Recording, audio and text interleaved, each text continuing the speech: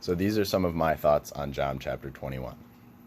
So there are 3 parts to John chapter 21. The first part is a very popular story of the disciples being on the boat, fishing, not catching anything, and Jesus telling them to cast their nets on the other side.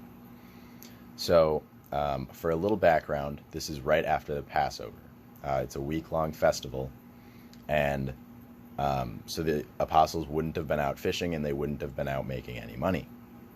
So right after this festival, right after this feast, they wanted to get back into their work quickly. So they went out that first night and tried fishing.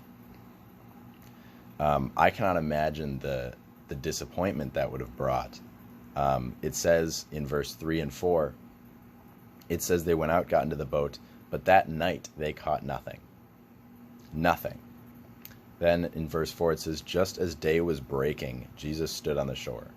They fished all night long and caught not a single fish.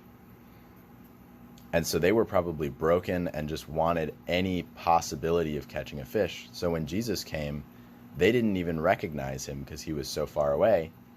But when he said, cast your nets on the other side of the boat, they were just looking for some way of success. So they took it. And when they caught so many fish, they couldn't pull up the nets. They knew right away it had to be Jesus. I think that's incredible. Seeing as soon as they caught those fish, they knew it was him. A little funny thing I thought about chapter 21, and I know it's through the rest of the book of John too. It says, the first time it says it is in verse 7. It refers to one of the disciples as the disciple who Jesus loved, which through some reading and other study is most likely John, who is the author of the chapter or the book. I think it's kind of funny that that John calls himself the one whom Jesus loved, although it's backed by other books and other authors, but I just personally think that's kind of funny. So then the second part of the chapter is, starting in verse 15, is Jesus making Peter reaffirm his love for him. So when Jesus was being crucified, Peter denied loving him, denied even knowing him 3 times. So in this part of the chapter, Jesus goes and asks Peter 3 times whether he loves him or not. And every time Jesus said, yes, Lord, you know that I love you, which I think is very interesting when compared to when Peter denies him. It's very incredible. Peter says almost the same thing all 3 times when he denies him, and then he says the same thing all 3 times here. He says, Lord, you know that I love you. And obviously, Jesus asking him 3 times is very symbolic to Peter denying him 3 times. In verse 18, I thought it was very interesting. So it says, when you are old, you will stretch out your hands, and another will dress you and carry you where you do not want to go.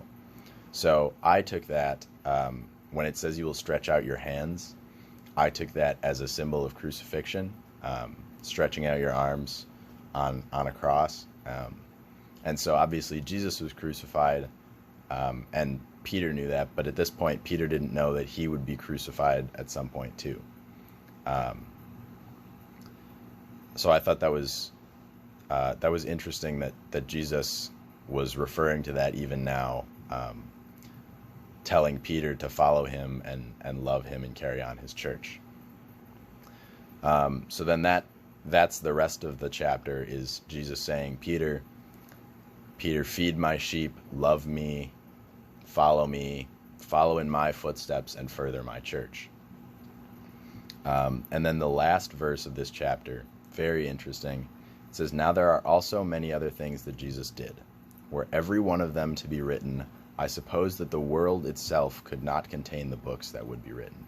That is absolutely incredible. There's so many stories and so many miracles that Jesus did, so many things that he did in his lifetime, that there's not enough space in the entire world to contain that many stories.